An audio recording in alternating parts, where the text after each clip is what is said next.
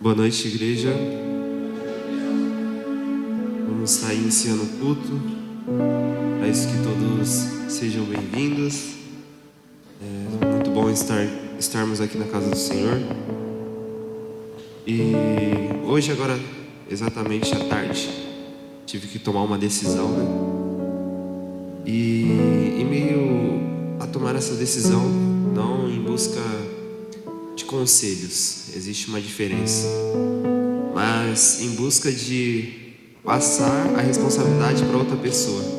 Queria tomar a decisão, mas que alguém falasse: não, faça isso daqui, para passar a responsabilidade, não falar que foi eu que tomei a decisão.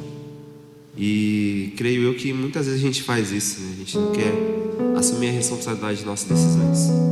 Assim mesmo, quando a gente lembra aqui, quando Deus foi questionar, né, Adão, porque ele tinha comido do fruto, aí ele culpou a mulher dele. E a gente sempre quer achar um culpado, até mesmo pelas nossas decisões. Nós devemos ser pessoas maduras, devemos ser pessoas decisivas, o qual nós devemos tomar as decisões.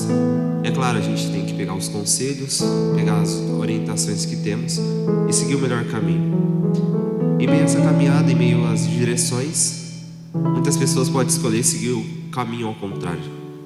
E ainda assim, ela pode achar alguém para culpar, porque ela não quer ser uma pessoa responsável. Que a gente passa a ser pessoas diferentes nesse ponto de vista. Mas por mais que tenhamos outras visões e isto, aquilo, a gente possa saber que nós devemos tomar a decisão. Deus nos dá a nós o livre-arbítrio de tomar a decisão. Então que a gente sinta essa responsabilidade sobre as nossas vidas, pois nós devemos dar o primeiro passo e direcionar nossas vidas. Amém? Vamos ficar de pé até um momento de oração.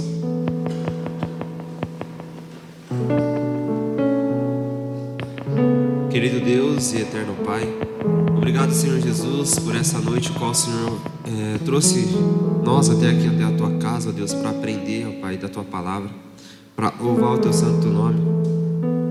Ó Deus, sabemos que muitas coisas, ó Pai, nós tentamos minimizar a nossa responsabilidade, as nossas decisões, pois não queremos ser culpados por uma decisão errada ou por uma decisão equivocada, mas que o Senhor nos dê sabedoria para tomar a melhor decisão possível, que nós buscamos no Senhor a sabedoria, Deus. Que sejamos também pessoas, ó Pai, que sejamos responsáveis a tomar as decisões, decidido e sabendo assim que o resultado virá de acordo com as nossas escolhas. Então que em nome de Jesus, que o Senhor continue falando sobre nossos corações. Isso que oramos em nome de Jesus, amém. Pode se sentar.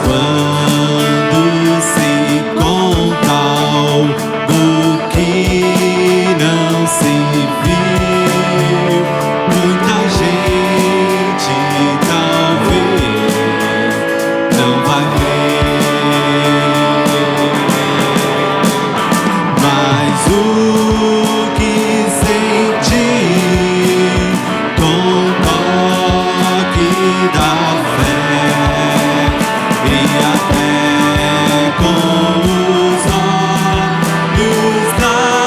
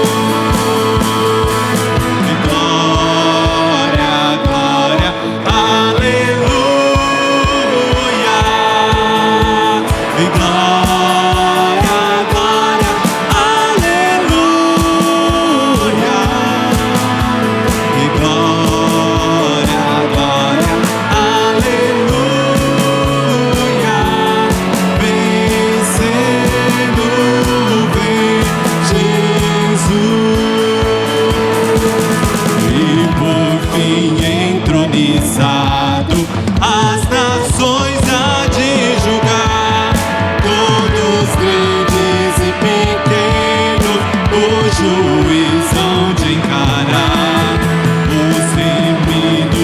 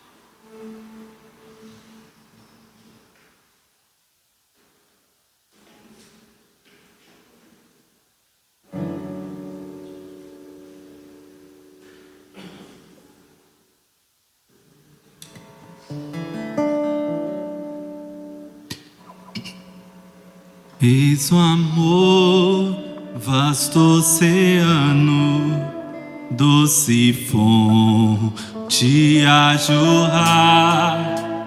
Quando o príncipe da vida sangue deu pra nos salvar.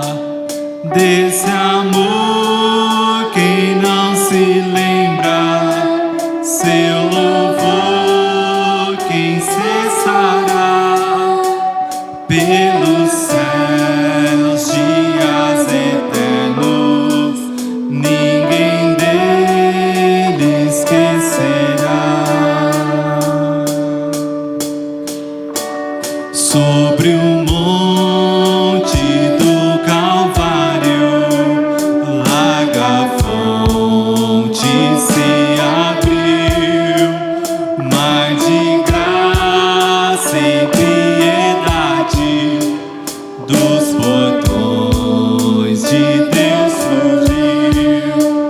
Graça e amor, qual vasto rio, foi do alto sem cessar. Paz de Deus, pura justiça, e os perdidos veio amar. Graça e amor, qual vasto rio, flui do alto sem cessar. Paz de Deus, pura justiça, os perdidos veio amar.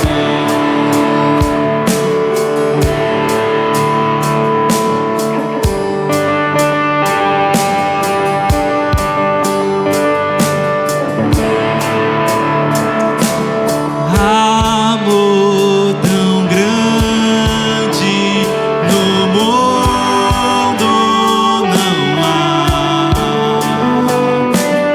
Outro amor tão profundo não há.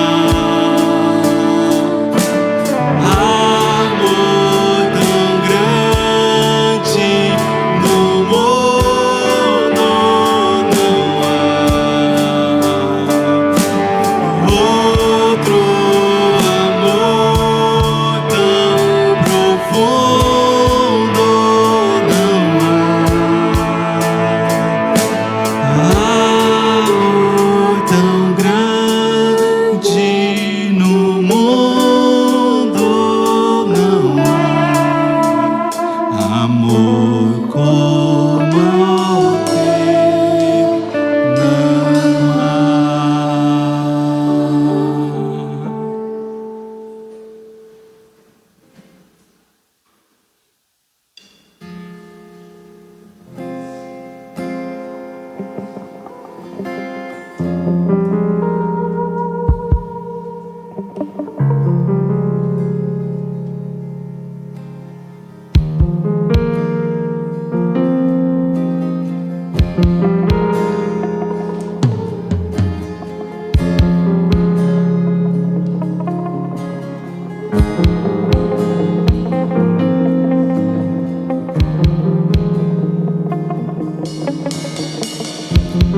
Desde o princípio era o Verbo, aquele que vemos e ouvimos, o Filho unigênito do Pai. Tu és o meu amado Filho, não meu querer, mas sim o teu, maravilhado nos rendemos. Desde o princípio era o Verbo, aquele que vemos e ouvimos, o Filho unigênito do Pai. E tu és o meu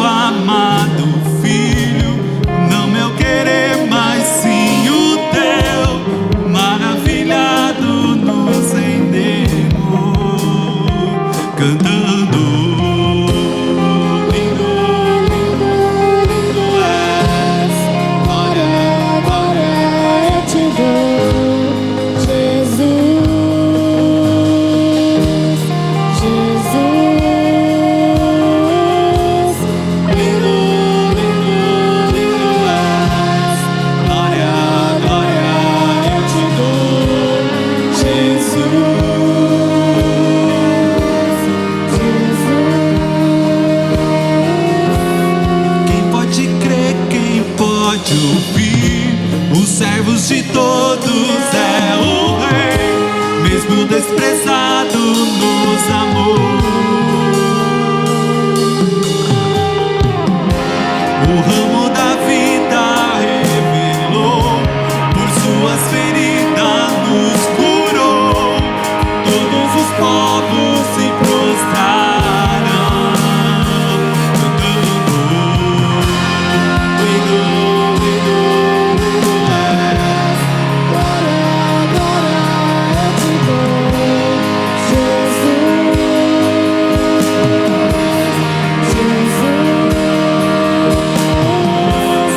Lindo, lindo, lindo és.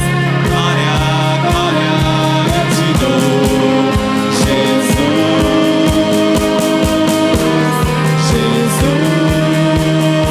Jesus. Lindo, lindo, lindo és. Glória, glória eu te dou, Jesus,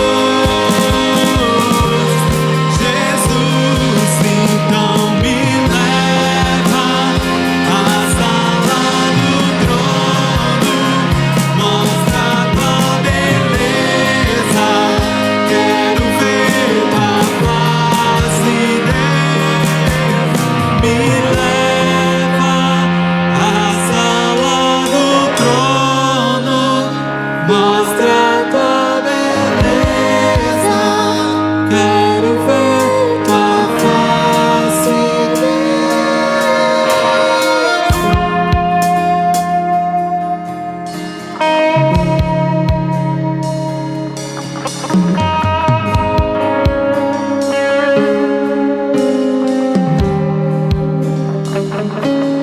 Yahvé,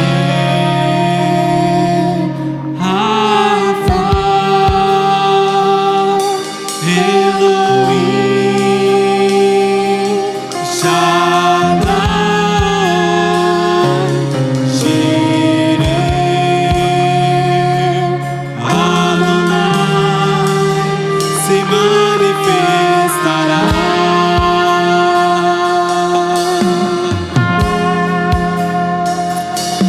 Yahvé, Rafa,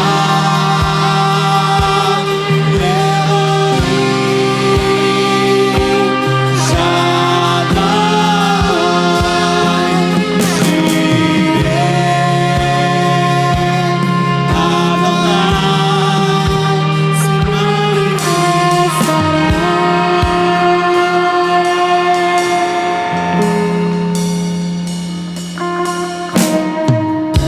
para aqui entre o rei, Jesus, o Rei da glória. Eu abro meu coração, As irmãs com a Bia. abro meu coração para aqui entre o rei, Jesus, o Rei da glória. Eu abro meu coração. Os irmãos comigo. Quem é o Rei da glória? Quem é o Rei da glória?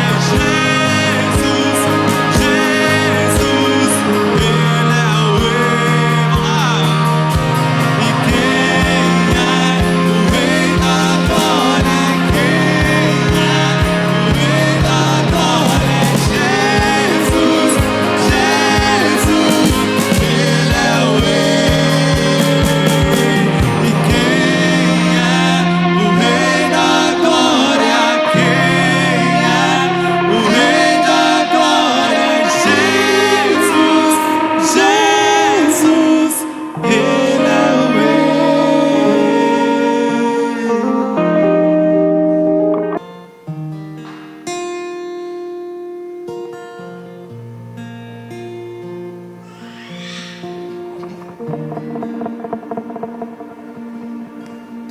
Ao sentir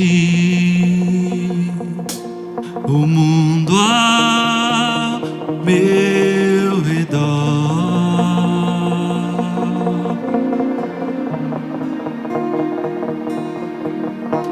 e nada vi que pudesse ser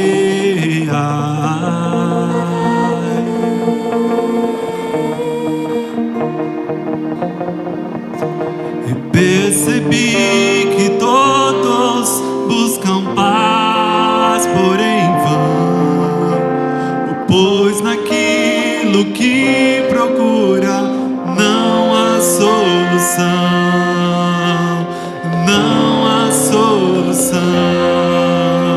Só em Jesus a paz real eu pude encontrar. O seu amor pude experimentar. Me entreguei a Cristo e a vida eterna vou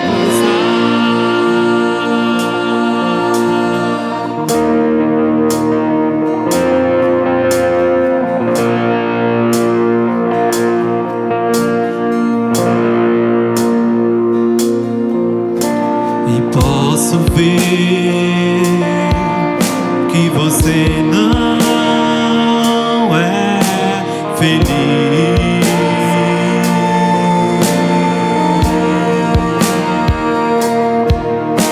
E vou dizer que não pode ser feliz.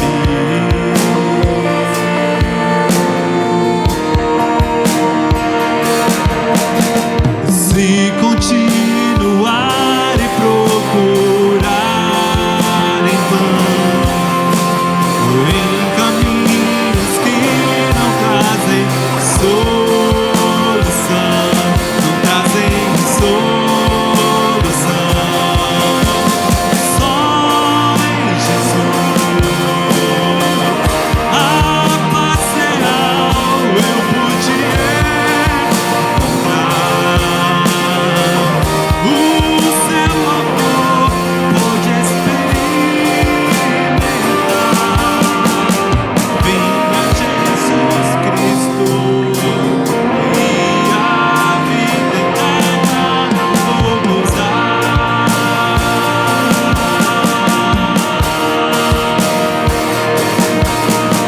Só em Jesus a paz real eu pude encontrar. O seu amor pude experimentar. Venha Jesus Cristo e a vida eterna vou gozar. Mais uma vez, Senhor Jesus. E só em Jesus a paz real eu pude encontrar. O seu amor pude experimentar. Venha Jesus Cristo e a vida eterna vai gozar.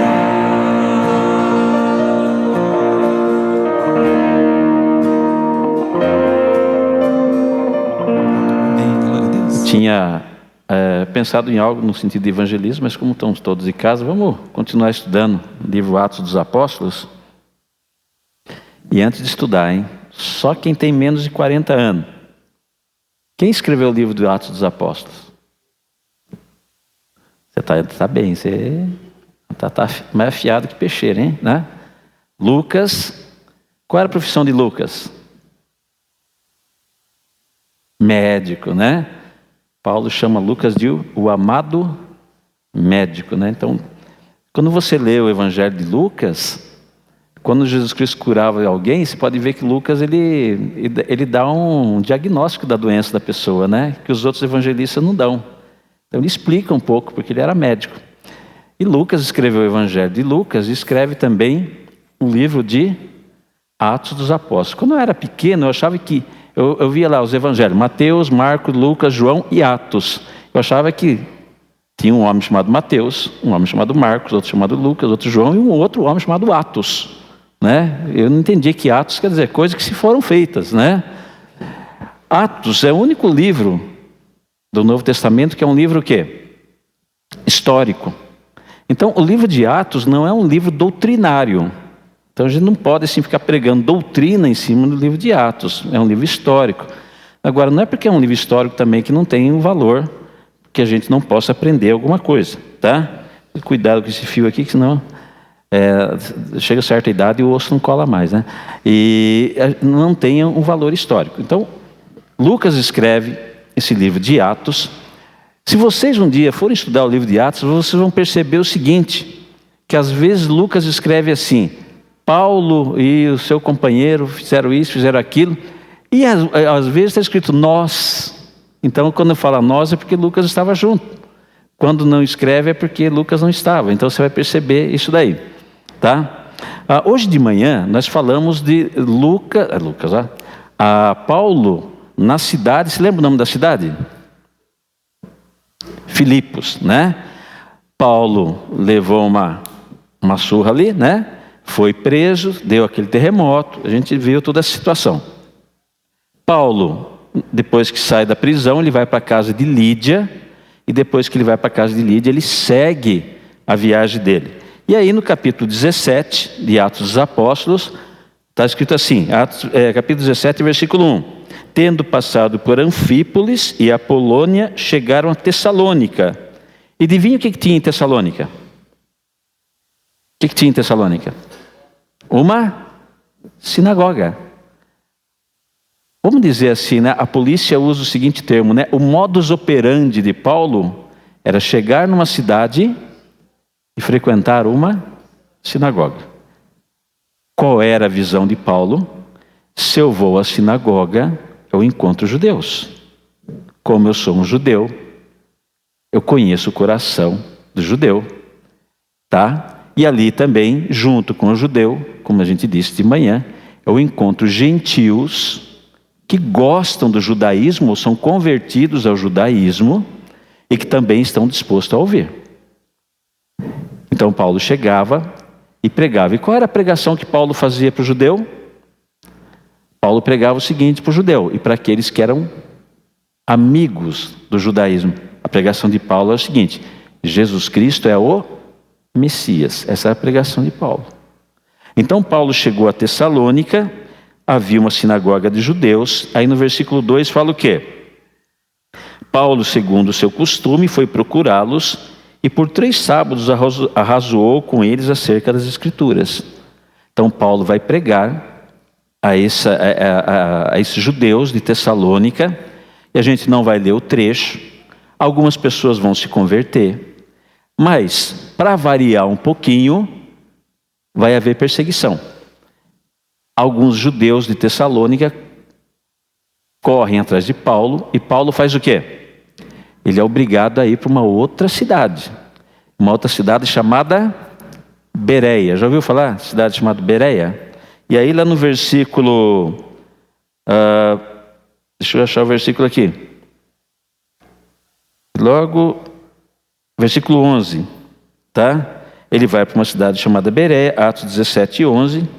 Ora, esses de Bereia eram mais nobres que os de Tessalônica, pois receberam a palavra com toda avidez, examinando as Escrituras todos os dias para ver se as coisas eram de fato assim. Então ele chega a uma cidade chamada Bereia, e aonde que ele vai? Também numa sinagoga. Só que essas pessoas participavam da sinagoga de Bereia, elas tinham uma característica. Qual que era a característica? E Paulo fala que eles eram mais nobres. Por que eles eram mais nobres? Todo filho de rei? O que fazia desses homens de Bereia mais nobres do que os de Tessalônica? Porque eles faziam o quê? Ouviam atentamente e depois iam para casa comer churrasco, né, Silvio? Eles iam para casa e faziam o quê? Eles iam lá no Velho Testamento e olhavam para ver se aquilo que Paulo tinha falado era o quê? Verdade. Tanto é que, não sei se vocês já perceberam, existem algumas igrejas, chamadas igrejas bereanas, né? Assembleia de Deus, Bereia. Só que existe um probleminha. Esses que eram mais nobres de Bereia não era uma igreja, era uma sinagoga. Então os da sinagoga de Bereia eram mais nobres que os de Tessalônica. Paulo está em Bereia, o pessoal, os judeus de Tessalônica ficam sabendo disso, o que eles fazem? Eles vão lá para Bereia. Eles perseguiram Paulo em Tessalônica, eles vão sair, eles vão ter o capricho de sair de Tessalônica e ir para onde? Para Bereia, para perseguir Paulo lá. E Paulo tem que sair de Bereia e ele vai para uma cidade chamada Atenas, né? E é esse trecho que a gente vai ler, tá?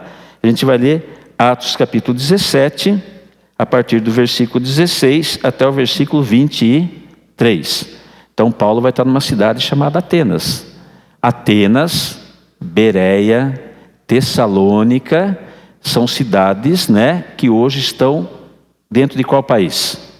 Da Grécia, tá? Então ele vai para Atenas. Atos 17, versículo 16. Enquanto Paulo os esperava Timóteo e Silas. Enquanto Paulo os esperava em Atenas, o seu espírito se revoltava em face da idolatria dominante na cidade. Por isso dissertava na sinagoga entre os judeus, ó, Paulo de novo na sinagoga, entre os judeus, e os gentios piedosos. Gentios piedosos eram gentios que seguiam o judaísmo, tá? Também na praça, todos os dias, entre os que se encontravam ali. E alguns dos filósofos epicureus e estoicos contendiam com ele, Paulo, havendo quem perguntasse: o que quer dizer esse tagarela? E outros, parece pregador de estranhos deuses, pois pregava a Jesus e a ressurreição. Então, tomando-o consigo, pegaram Paulo e o levaram a Areópago, dizendo: podemos saber que nova doutrina é essa que ensinas? Posto que nos trazes aos ouvidos coisas estranhas, queremos saber do que vem a ser isso. Versículo 21, pois todos de Atenas e os estrangeiros residentes de outra coisa não cuidavam, senão de dizer ou ouvir as últimas novidades.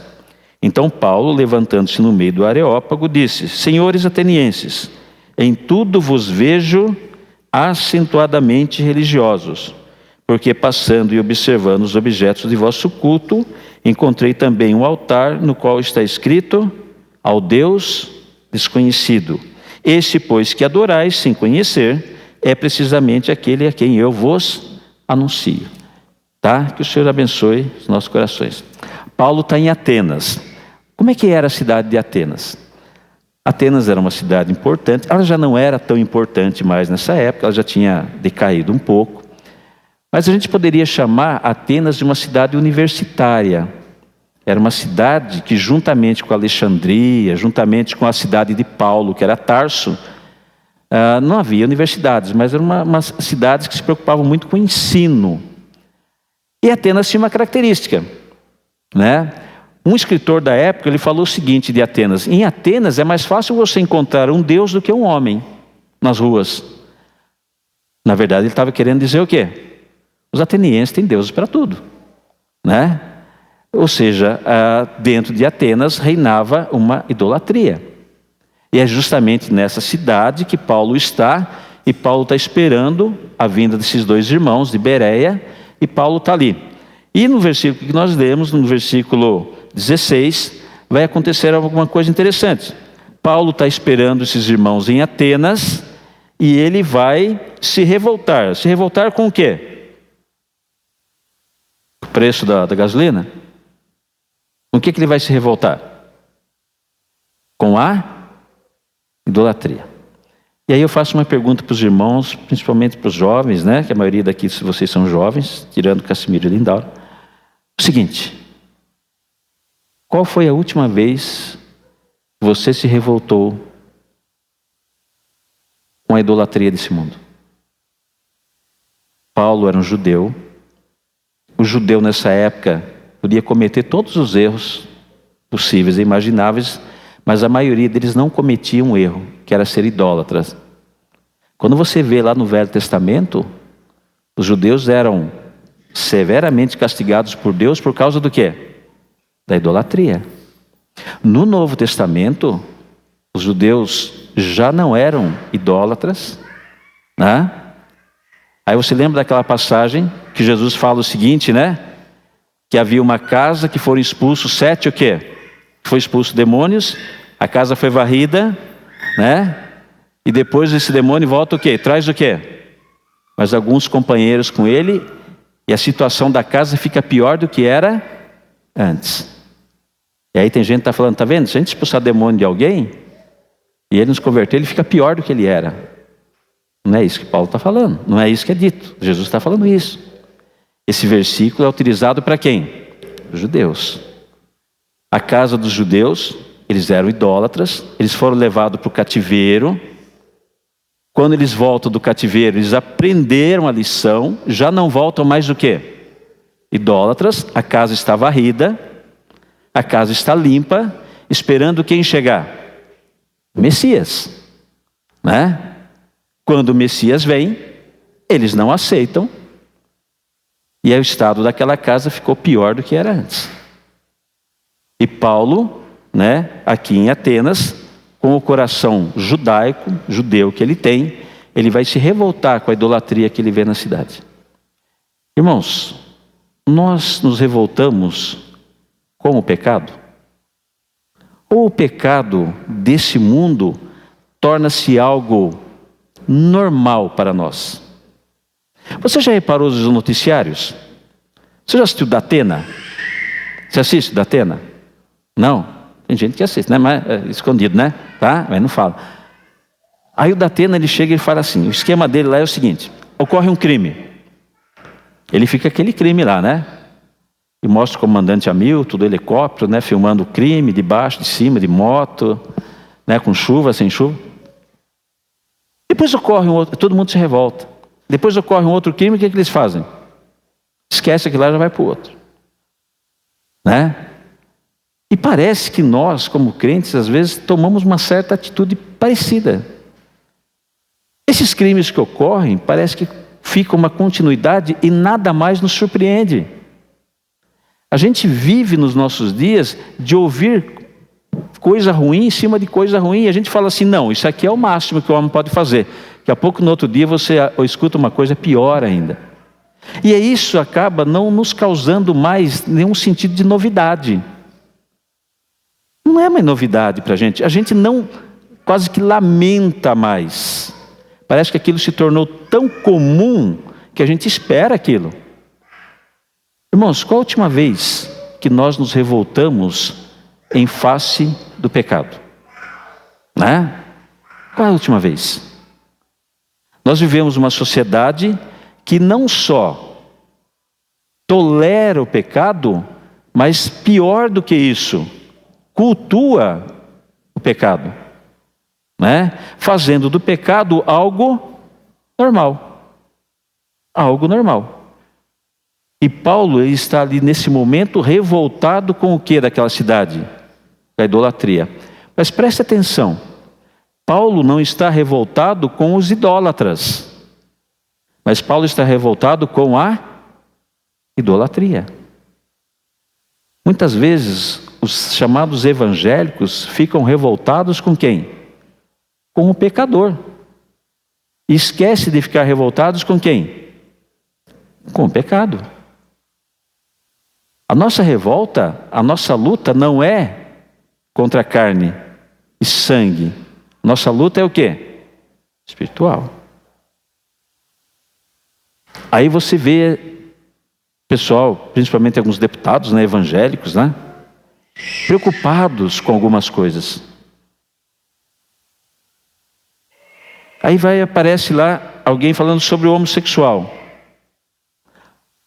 Quem é o nosso inimigo? É o homossexual?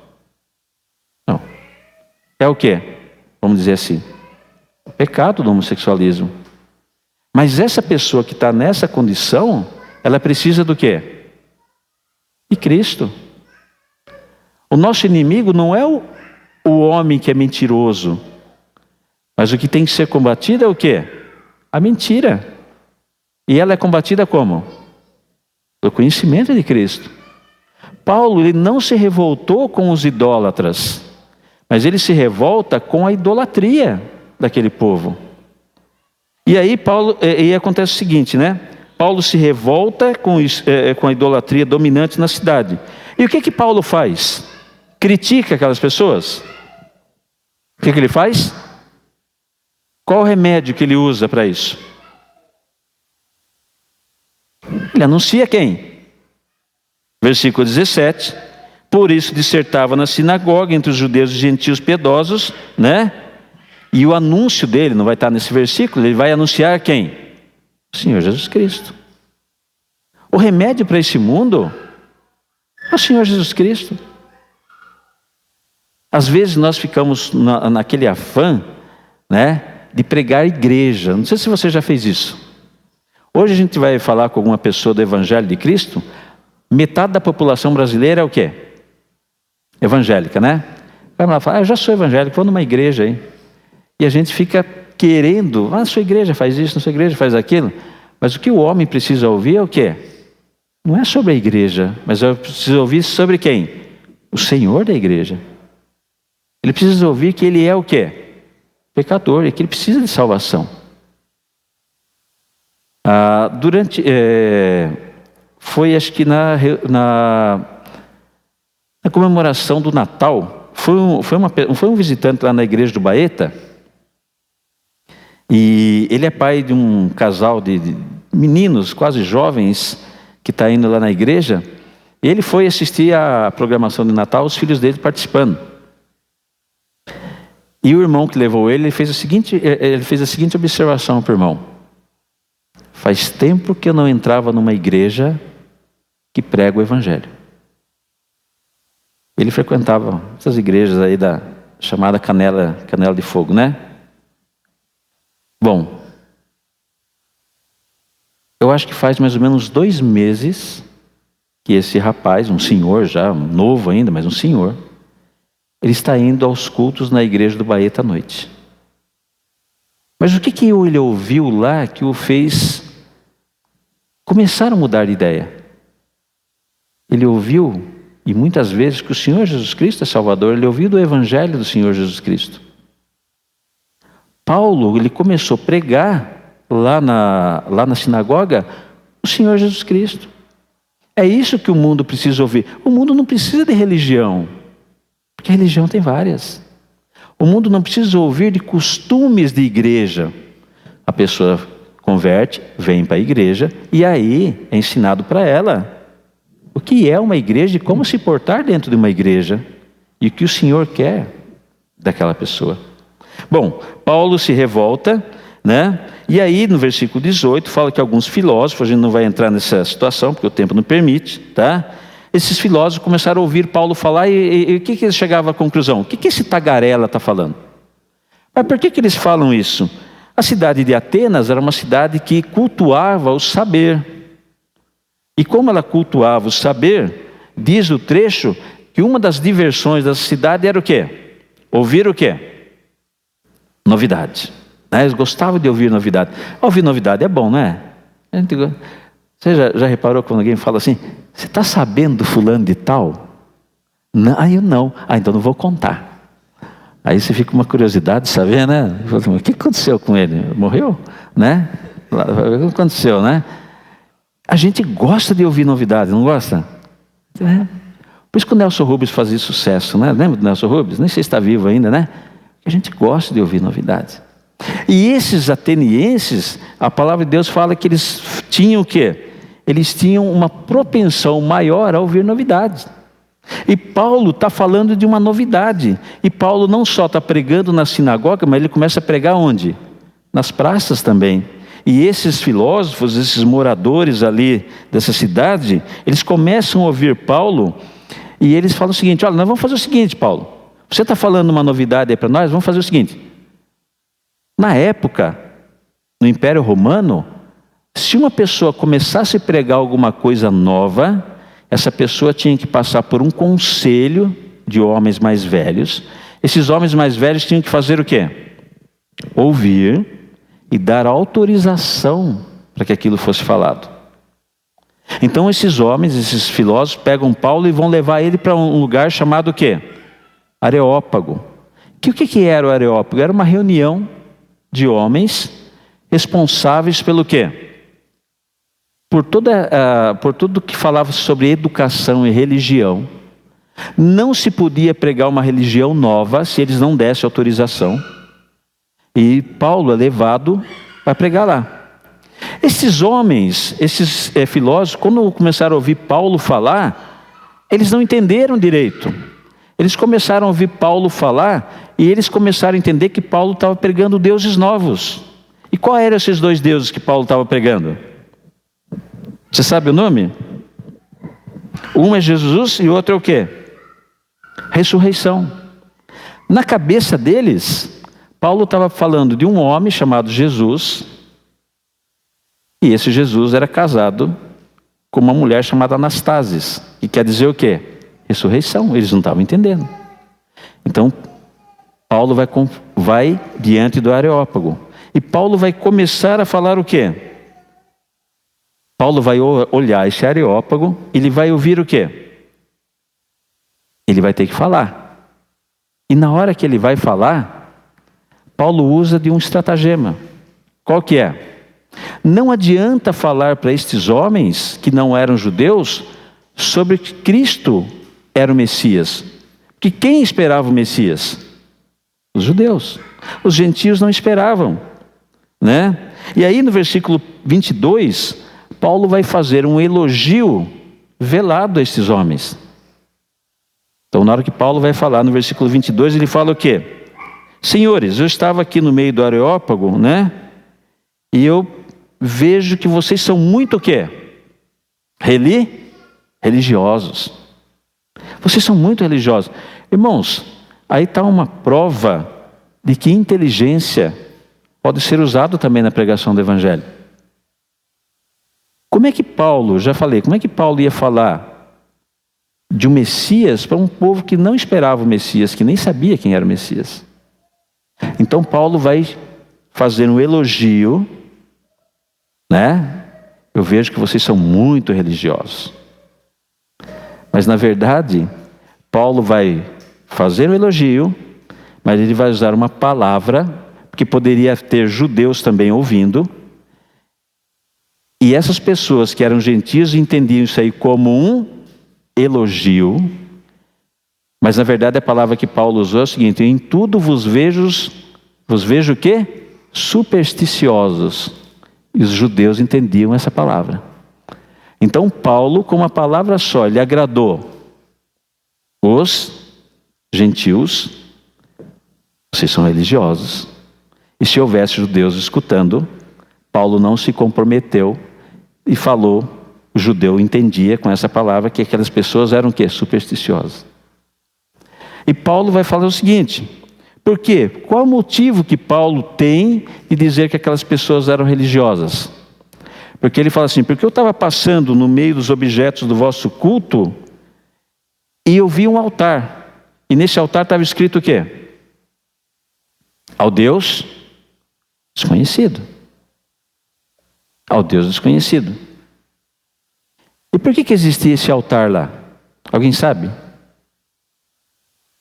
Uma certa época, houve uma doença, houve um problema na cidade, e as pessoas, para aplacar a ira dos deuses, né, que era assim que eles entendiam, começaram a oferecer sacrifícios. Certo? Mas eles ficaram com medo, né? Falaram assim: a qual Deus nós devemos sacrificar? Que tinha tantos. E para encurtar a história, ele solta alguns animais. Ele fala: em frente do altar a quem esses animais parar, é a esse Deus que nós vamos sacrificar. E esses animais andam e param no lugar que não tem altar nenhum. Então eles falam assim: é um Deus que nós não conhecemos, não sabemos o nome dele, e vamos fazer um altar para que ele nos favoreça e sacrifiquemos a ele. Então em Atenas era comum em alguns lugares haver um altar escrito ao Deus desconhecido. E Paulo vai falar para aqueles homens o seguinte: olha, vocês são muito religiosos. E sabe de qual Deus que eu estou falando? Vocês já cultuam ele, só que vocês não conhecem ele. Irmãos, Paulo estava usando daquilo que a gente chama de inteligência. Aqui, nós temos muitas, principalmente jovens, que podem usar da sua inteligência. Paulo era um homem culto, né? Que usava do seu conhecimento secular, juntamente com a parte espiritual, para pregar o Evangelho. Paulo não precisava de uma autorização para pregar uma nova religião? Não precisava? Quando Paulo fala que ele está pregando sobre um Deus que eles chamam de Deus desconhecido, Paulo também está fazendo o seguinte: eu não estou pregando uma nova religião. Eu estou pregando alguma coisa que vocês já cultuam, mas não conhecem. Então Paulo ficou isento da condenação de estar pregando uma nova religião. Paulo usa um estratagema. Ou seja, eu estou pregando algo, né, que você não pode chamar uma nova religião. Você lembra uma vez que Paulo estava diante do Sinédrio e foi julgado? Você já viu essa parte em Atos? Paulo está diante do Sinédrio judaico, e o Sinédrio era composto por fariseus e saduceus. E Paulo fala assim: o saduceu não acreditava em quê? Em ressurreição. Nem em anjo. O fariseu era uma seita, acreditava nisso. E Paulo vai ser julgado por um colegiado que tinha 2 tipos de pessoas. E Paulo, o que ele vai fazer? Ele vai usar do negócio chamado esperteza. E ele chega diante do Sinédrio e fala: senhores, hoje eu estou sendo julgado porque eu acredito em ressurreição. O que os fariseus fizeram? Ele está falando do negócio que nós cremos. Os fariseus falaram o quê? Não vemos mal nenhum nesse homem. E os saduceus? Esse homem está falando errado. E esses 2 partidos começaram a quê? A brigar. E Paulo não foi julgado. Então Paulo ele usou de um estratagema para fazer isso. E nesse momento Paulo está usando de uma inteligência natural que Deus deu a ele. E aqui eu tenho jovens que talvez estejam fazendo uma faculdade. Meu querido, se você está fazendo uma faculdade, está se preparando, isso é muito bom. Mas essa profissão que você está abraçando ou vai abraçar, ela tem que ser usada também para a honra e glória do Senhor. Se você está fazendo um curso de engenharia, use aquilo que você aprendeu para que o Senhor seja glorificado. Se você está fazendo enfermagem, use isso para que Deus seja glorificado. Deus não proíbe que você use a sua capacidade que Ele deu a favor do Evangelho. Se você está estudando algo ou não, use aquele seu conhecimento em favor da obra de Deus. Tá? E Paulo vai falar assim: olha, eu estou pregando justamente esse Deus que vocês não conhecem. É esse Deus que eu estou anunciando. E se você tiver depois um tempo na sua casa, leia que Paulo, ao pregar para os gentios, ele não vai falar que o Senhor Jesus Cristo é o Messias. Ele vai começar falando de um Deus que é o quê? É um Deus que criou o mundo. Por que Paulo fala de um Deus que criou o mundo? Porque aquele grego que está ouvindo, ele também entende que o mundo uma vez foi criado. Ou seja, é algo que ele conhece. E aí nós temos um outro problema dentro das igrejas. Vocês foram fazer trabalho com os jovens, não foram? Você sabe por quê? A maioria das pessoas que vocês trabalharam era jovem ou idosos? Jovens. Jovem fala a mesma linguagem dos jovens. O jovem não gosta de ouvir velho, né? Ele está aqui porque é obrigado, né? Está aqui, né? Veio na reunião, tem que ficar ouvindo, né? Mas, na verdade, jovem se sente muito mais à vontade com quem? Com jovens. E aí, às vezes, dentro da igreja, os crentes usam uma linguagem que é uma linguagem técnica. Vem um visitante aqui e a gente começa a falar do quê? Justificação. Está errado falar disso? Não, nós fomos justificados. A gente fala do quê? santificação. Está errado falar? Não. Mas para aquele camarada que veio aqui e não conhece nada do Evangelho, essas palavras para ele soam como o quê? Como grego. Você já foi em alguma palestra de um assunto que você não gosta? Já? Já foi? Gente, na educação tem cada palestra horrível, né? E a gente tem que ficar ouvindo, tem uns assuntos que a gente não gosta muito lá. E quando você está ouvindo um assunto que você não entende, porque você não entende e você não gosta, quanto tempo você presta atenção? 5 minutos, né? Depois você fica pensando no quê? O que eu vou ter que fazer segunda-feira, né? Terça-feira tem que ir no médico, quarta-feira tem que levar a mãe no hospital, quinta-feira é o dia da feira, tem que fazer feira, tem que comprar berinjela, acabou a berinjela lá em casa. Você se desliga. E quando você traz um descrente aqui para dentro desse salão, principalmente os jovens, né, os que estão pregando, a gente tem que tentar trazer uma palavra que esteja à altura de quem? Que eles compreendam. Porque senão aquele discurso torna-se um discurso o quê? Sem sentido. Por exemplo, tem um assunto que eu detesto. Eletrônica. Né? Aí o camarada vem falar de capacitor, né? Capacitor, o modem e não sei o quê. Você fala assim, gente. Agora às vezes pro meu filho lá, né? Às vezes eu tenho problema no celular, no computador. Aí ele começa a falar, não, porque tem que pegar aqui, fazer, eu não quero que você fale para mim, quero que você resolva. Você resolvendo, para mim tá bom. Eu não vou ficar aprendendo o que é o modem, kilobytes, mas não interessa. Resolve o problema. Irmãos, às vezes nós queremos que o descrente entenda o que é ser crente. E o descrente ele tem que fazer o quê? Se converter. E o que tem que ser dito para ele, às vezes francamente, às vezes sem dar muito rodeio, às vezes dando certo rodeio, é que ele é o quê? Um pecador e precisa ser lavado pelo precioso sangue do Senhor Jesus Cristo. Depois que ele se converte, é que ele vai ouvir falar do quê? Justificação, santificação, o que é uma igreja, o que é o batismo, né?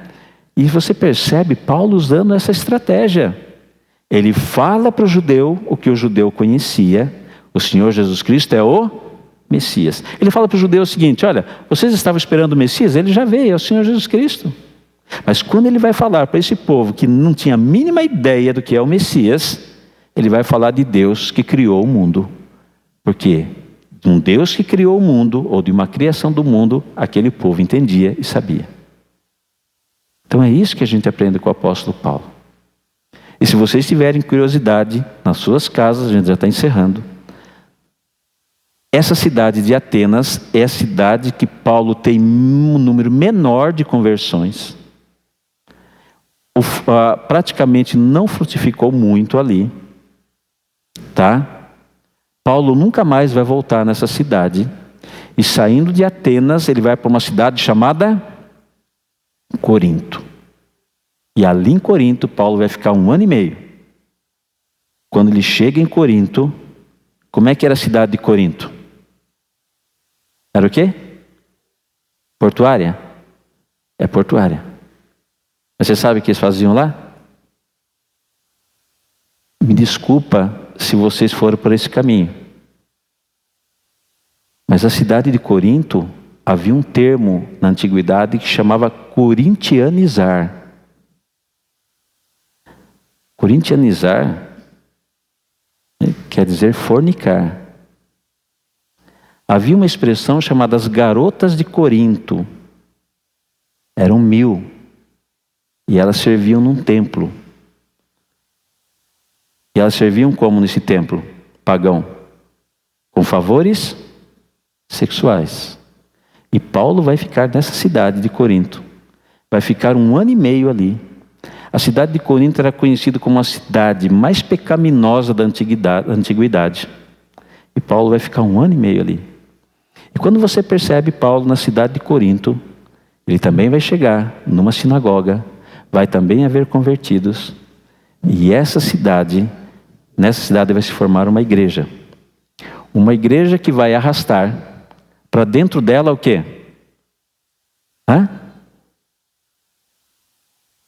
O mundo. E Paulo vai ser obrigado a escrever para essa cidade, para essa igreja de Corinto, né? Falando assim, olha, aí no meio de vocês tem pessoas que não só pecam, mas se orgulham de pecar. E Paulo vai escrever para essa cidade de Corinto. Quando você lê o livro de Atos dos Apóstolos, você aprende, né, o que é o mundo do evangelismo e as táticas que Paulo usava.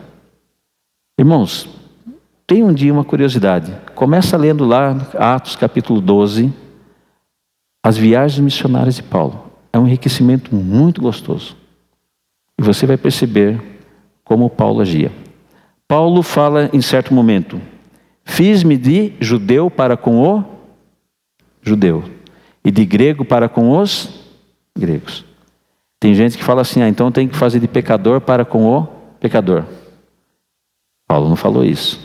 Mas Paulo fala o seguinte, olha, se você pega um grupo de pessoas que tem certo costume, você tem que entender isso e falar a linguagem que eles entendam. Né? Aqui tem professoras de escola dominical e não adianta chegar para a criança e falar numa linguagem que eles não entendam. Não adianta falar para os jovens numa linguagem que eles não entendam. As agruras de um jovem, as ansiedades de um jovem não são as mesmas que os de maior idade passam. São coisas diferentes. E Paulo traz isso. Eu falo aquilo que as pessoas conseguem entender. E assim tem que ser o evangelho. Aí tem a classe de sementinhas, não tem? O que vocês fazem com a classe de sementinha? Fala sobre genealogia lá de crônicas? Não, eles não vão entender. Mas eles são capazes de entender o evangelho dentro das limitações deles e se tornar um filho de Deus e levar isso para a vida toda? Sim. Porque alguém se preparou e falou que eles podem entender. E o Espírito Santo age, né, naquilo que a pessoa pode entender.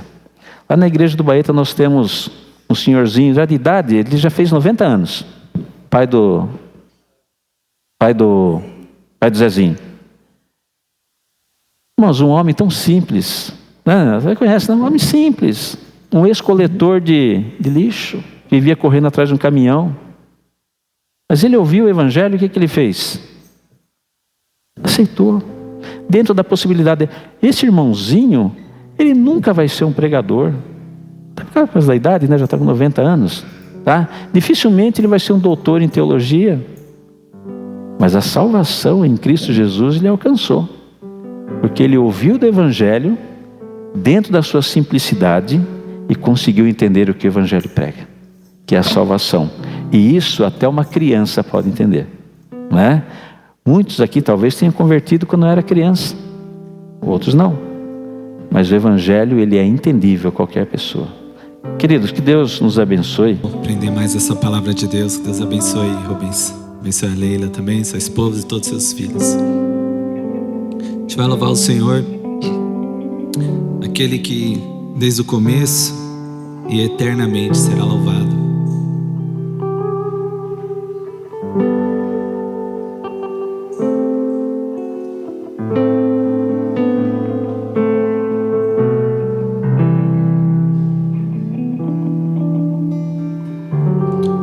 Tu que estás assentado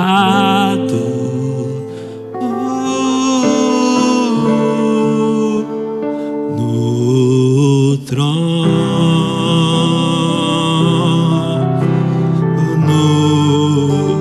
sempre reinando,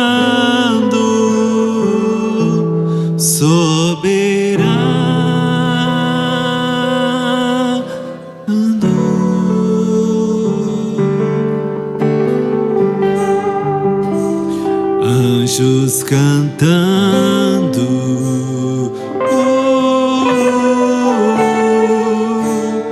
homens louvando,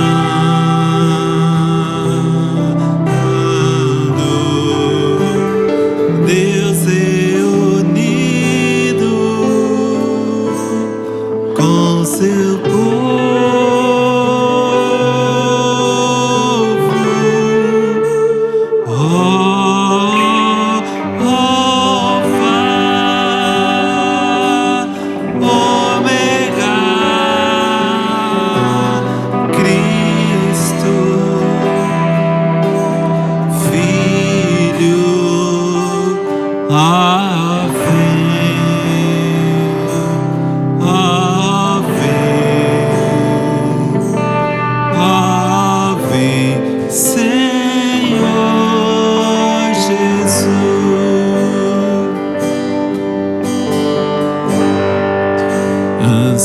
Deus o espero.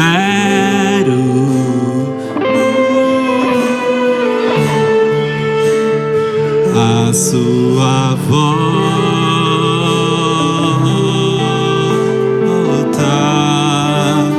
o grande dia em que tu virás.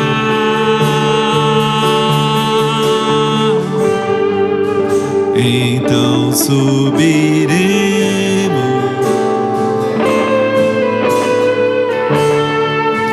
contigo, estaremos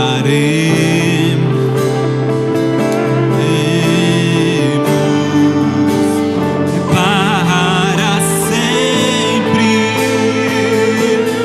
Aleluia.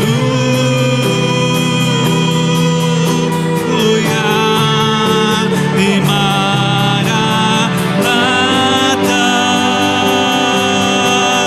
Cristo, Filho, Mestre, ó vem, ó vem, ó vem, Senhor Jesus. E Maranata,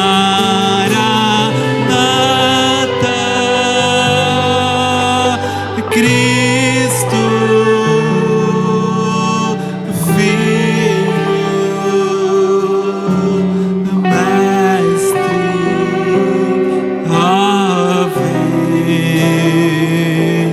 ó vem, ó vem, Senhor Jesus. Vamos ficar de pé, igreja. Fechar nossos olhos. Pai querido, nós queremos te agradecer pelo Senhor ser bondoso conosco todos os dias, Pai. Suas misericórdias renovam-se a cada manhã, Pai. Sabendo disso, nessa semana que se inicia, Pai, nós queremos consagrar ao Senhor tudo que nós devemos fazer, Pai. Que até o nosso descanso seja para a tua honra e tua glória, Pai. O Senhor pode estar abençoando cada pessoa que entrou aqui, Pai. Obrigado pela vida do Rubens, obrigado por ele se dispor do seu tempo de férias. Muitas vezes nós pensamos nos nossos dias de férias em um lugar mais longe, um lugar sem nenhum compromisso para descansar, mas ele escolheu que está na tua casa. Obrigado por isso. Possamos aprender com esse exemplo. Peço que o Senhor abençoe tudo que nossas mãos forem fazer durante a semana, que o Senhor possa estar trazendo cura por que estão enfermos, que o Senhor possa estar trazendo provisão para aqueles que estão necessitados, Pai. O Senhor possa estar abençoando aqui essa igreja grandemente, Pai. O Senhor possa estar renovando a nossa fé. Possamos nunca tirar os nossos olhos do autor e consumador da nossa fé. Abençoa a nossa semana e também todos os nossos irmãos que estão aqui, também os que não puderam vir também, Pai. Em nome de Jesus, amém.